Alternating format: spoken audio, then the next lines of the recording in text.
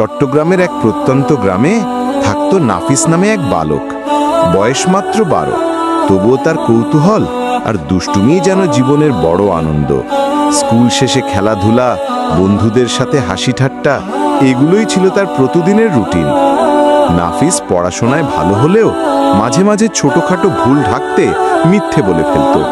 সে ভাবত, এতে তো কারো ক্ষতি হচ্ছে না।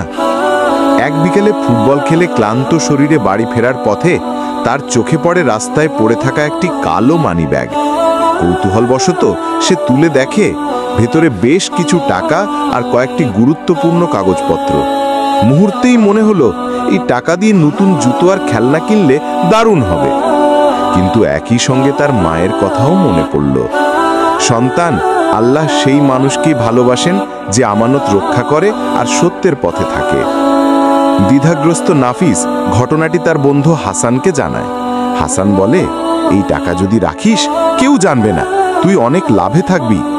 কিন্তু নাফিসের মন সায় দিল না। রাতে ঘুমাতে গেলেও মানিব্যাগের কথা মনে পড়তে থাকলো। অস্থির লাগলো তার। পরদিন সকালে সাহস করে মানিব্যাগটি মাদ্রাসার মৌলানার হাতে তুলে দেয়। কাগজপত্র দেখে জানা গেল, এটি গ্রামের এক বৃদ্ধ কৃষকের, যিনি আগের দিন বাজার থেকে ফেরার পথে হারিয়েছিলেন। টাকা ছিল তার ফসলের বীজ কেনার জন্য। খবর শুনে সেই কৃষক ছুটে আসেন। মানিব্যাগ হাতে পেয়ে আনন্দে তার চোখ ভিজে যায়।